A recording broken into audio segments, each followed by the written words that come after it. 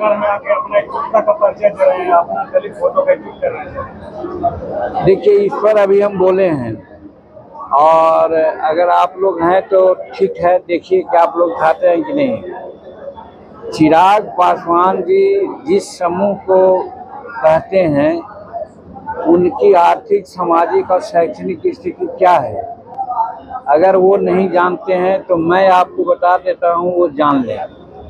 बिहार की शैक्षणिक स्थिति सामान्यतः 80% लिटरेसी है और शेड्यूल कास्ट की लिटरेसी रेट 32-33% है। तो जिस समाज को बिलोंग करते हैं उनका लिटरेसी रेट 32-33% है। कुछ लोगों का 40 और 42 भी है। लेकिन जिसके बारे में वो कहे जीतन मांझी को यानी मुसहर भुइयां को, तो मुसहर भुइयां का शैक्षणिक स्थिति है 7%। इसमें तो उनको कम से कम आना चाहिए, जिला होना चाहिए। हाँ कि 78 वर्ष आज़ादी के बाद आज वो डॉक्टर, इंजीनियर, एमएलए, मंत्री बन रहे हैं और इस समाज के लोग अभी तक प्यून तक नहीं बना है।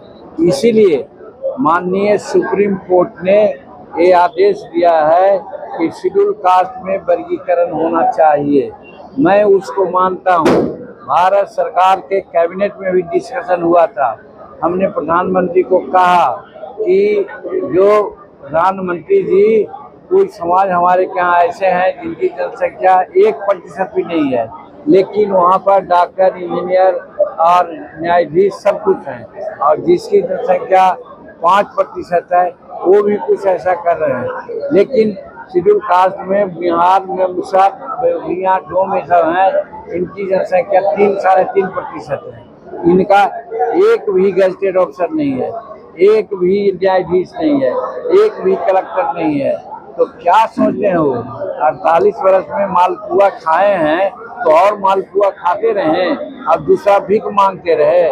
इसीलिए सुप्रीम कोर्ट ने बहुत अच्छा कहा है और उसी आधार पर प्रधानमंत्री ने भी कहा है कि राज्य चाहे तो वर्गीकरण कर सकता है। और बिहार में नीतीश कुमार तो वर्गीकरण कर चुके थे, अभी बैक हो गए हैं।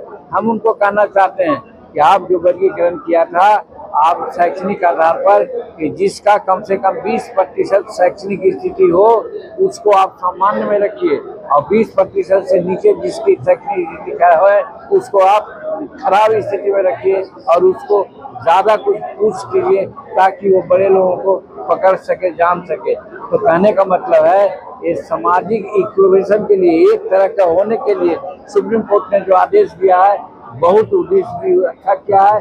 उसी आदेश के चलते हम आज कहते हैं कि हमारा समाज में शेड्यूल कास्ट में वर्गीकरण होना चाहिए।